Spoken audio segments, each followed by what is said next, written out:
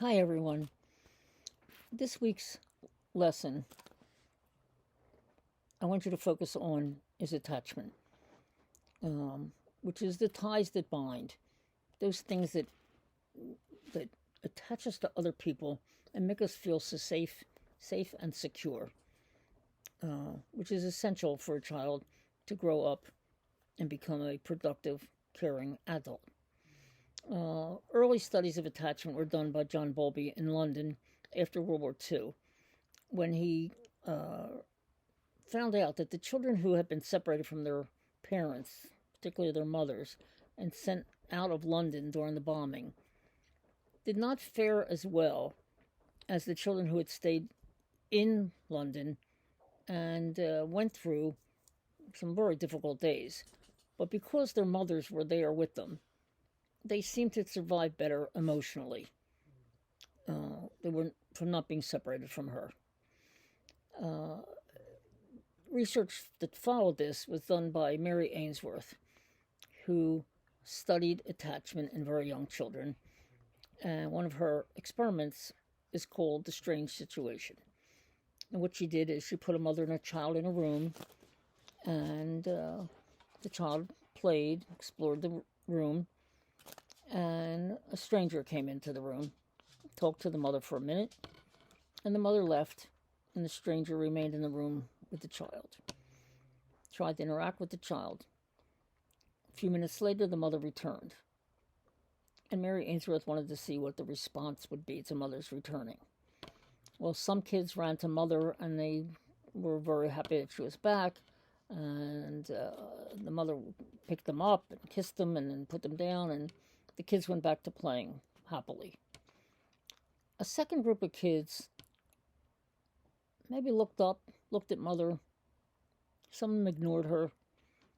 Other ones went up to her. She picked them up, and they avoided eye contact with her. They weren't much really interested in her. A third group of kids were very whiny, very fussy, when mother returned. Now, Mary Ainsworth, her team went into the homes of these children and studied how mothers were treating their kids at home. The attached kids, the mothers were very responsive to their emotional needs. Fed them when they needed to eat, put them to bed when they were tired, and generally responded to the needs of the child. So if the child said, I want milk or I want juice, the mother got up and got them milk or juice, or played with them, or whatever the kid needed. The second group of kids, the mothers basically ignored them, were not much interested in them. And so no matter what the kid did, the mother didn't really care. It wasn't responsive to their needs. So the kid actually got a strategy of, you don't care about me, and I'm not going to care about you. And the child became very independent and not attached to the mother. Now, in some cases, the mother thought this was pretty cool when she'd say, well, my child is very independent, very strong, without realizing that this was a lack of attachment. This was insecure attachment. Another group of kids were ambivalent. Sometimes they can get their mother's attentions, and sometimes they could not. So they would nag. I want milk, I want milk, I want milk, I want milk. And finally the mother would say, okay, I'll give you milk. But these kids generally were pissed off at mom because it was a lot of work to get mom to pay attention to them and care about them. Okay, there was a fourth group of kids, rare, but it does occur. And they were disorganized. They didn't have any strategies. Okay, whereas the ambivalent kid does have a strategy, is I'll nag you to death till you do what I want.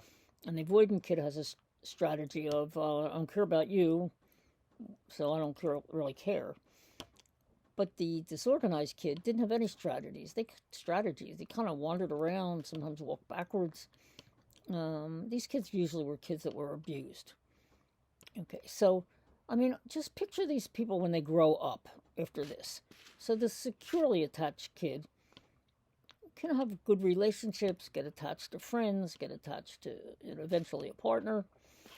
The avoidant kids, these are kids. This is the father that leaves the family and walks away and never looks back and doesn't really care what happens to his kids. Okay, this is the mother that brings in a boyfriend in her house, after she kicks out her husband and doesn't much care what the kids think about that or how he treats her kids.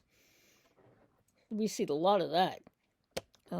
And the whiny kids pictured him as an adult, he or her as an adult, whining and manipulating and crying and complaining until he or she gets her way because people get just fed up with putting up with the nonsense. So the point really is that when you look at early attachment and how it works, you really have to look at a long-term picture, because this is a developmental psych class, obviously, and you want to understand what the adult effect of early attachment is. So take a really good look at attachment and look at the Ainsworth studies, look at the Bowlby studies, look at the Harry Harlow studies, and a lot of the work that has been done on attachment.